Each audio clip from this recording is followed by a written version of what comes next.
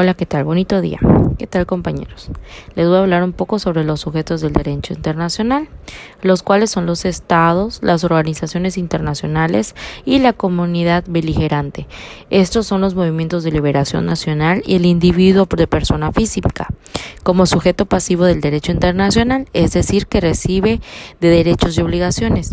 Además, puede agregarse ciertos casos especiales como el de la Santa Sede, la Orden de Malta y el Patriarcado de Constantinopla. En su naturaleza jurídica, estos son los sujetos, son las entidades con derechos y obligaciones, como había mencionado anteriormente, que impone el derecho internacional. Para la concepción clásica de los estados, son los sujetos plenos del ordenamiento internacional, sin que puedan existir otros sujetos que no sean estados. En la actualidad, esta posición ha sido revisada, considerando que si bien los estados son los sujetos naturales y originarios que existen a su lado, otros sujetos derivados o secundarios, por lo que la naturaleza jurídica es lo más importante del derecho internacional público. Es decir, los propios estados para el gobierno y manejo de sus relaciones se ven obligados a la creación de sujetos internacionales, es decir, el orden jurídico parte de la voluntad de los estados. Los estados, como sujetos creadores del derecho internacional, tienen la prerrogativa de dar existencia a nuevas personas internacionales y la función primativa de los estados, que es la donde elaboran las normas del derecho internacional, es compartida y delegada a nuevos sujetos, como por ejemplo las organizaciones internacionales o fuerzas armadas en misiones internacionales. La personalidad jurídica puede ser observada desde dos perspectivas en sentido amplio. Los sujetos del derecho internacional son todos aquellos que tienen una relación de derechos y obligaciones para la comunidad internacional dentro de un orden legal, porque en algunos autores manifiestan que indirectamente todas las personas son sujetos del derecho internacional en razón de sus derechos humanos, pero solo de una forma pasiva en sentido estricto.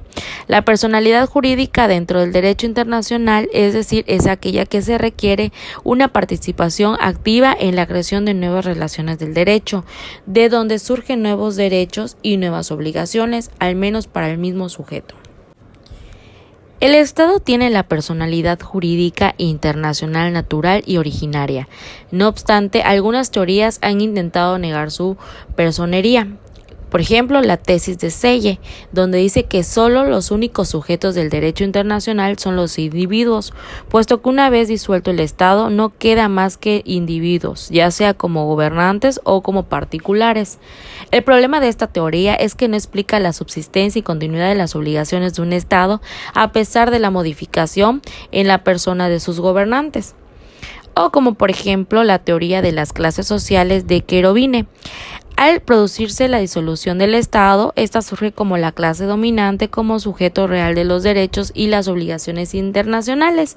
Según esta teoría, la verdadera deudora era la clase de banqueros y adinerados, clase dominante la cual desaparece la obligación de pagar las deudas. Esta es una doctrina política que fue repudiada más tarde debido a la forma del fortalecimiento llevada a cabo por la URSS.